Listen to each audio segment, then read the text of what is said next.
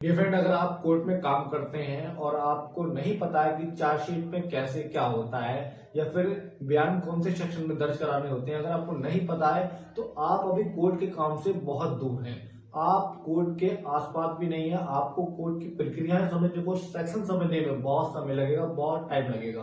तो आपको पहले बेसिक चीजें मजबूत करनी होंगी, जैसे कि आपको पता करना है कि चार्जशीट कैसे लिखी जाती है, क्या लिखा होता है, क्या पढ़ना होता है, 161 में बयान कैसे दर्ज कराते हैं, 161 सेक्शन क्या है, किस चीज का सेक्शन है, 154 में एफआईआर कैसे दर्ज होती है, 154 किस चीज का सेक्शन है। आपको ये बेसिक चीजें पता होनी चाहिए, तब तक आप कोड का सी भी नहीं जानते हैं। अगर आपको ये चीजें नहीं पता है तो आज जान लीजिए, वीडियो इसी पर होने वाली है। जांच की प्रक्रिया सबसे पहले एफआईआर 154 होती है, फिर गवाहों के बयान 161 में दर्ज किए जाते हैं और अंत में चार्जशीट 173 में दाखिल की जाती है। जमानत का नियम धारा 436 सामान्य अपराधों के लिए है, जबकि 438 गिरफ्तारी के डर से पहले ही ली जाती है। सार्वजनिक शांति धारा 144 का उपयोग अक्सर दंगों या अशांति को रोकने के लिए भीड़ को इकट्ठा होने से रोकने हेतु किया जाता है। बेसिक सी सेक्शन है, जैसे कि एफआईआर, बिना वारंट गिरफ्तारी, तो लेकिन वो काम के दरमियान ही हम ये सीआरपीसी में रट चुके हैं, लेकिन बीएनएस में याद नहीं है। तो या सीआरपीसी की धारा 154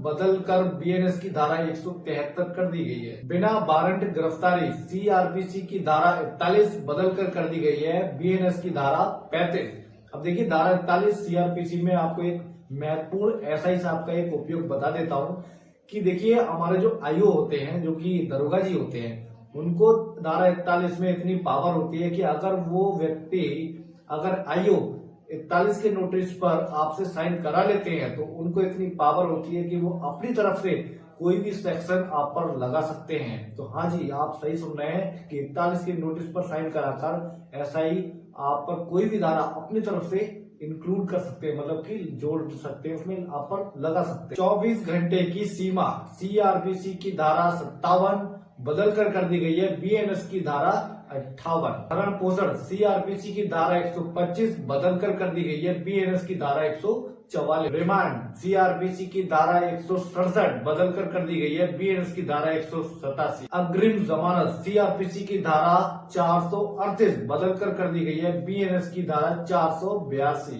लास्ट में बात करेंगे एक असीम पावर, असीम शक्ति की। देखिए, हाई कोर्ट की शक्ति क्या होती है, 482 सीआरपीसी की धारा बदल कर दी गई है, बीएनएस की धारा 528। हाई कोर्ट को यहाँ बहुत पावर होती है। वीडियो को लाइक, शेयर, कमेंट करना और कमेंट सेक्शन में जरूर बताना कि आप मेरी वीडियो के माध्यम से कितना सीख पाते हैं और आपको कितना इम्प्रूव करती है video. Thank you so much.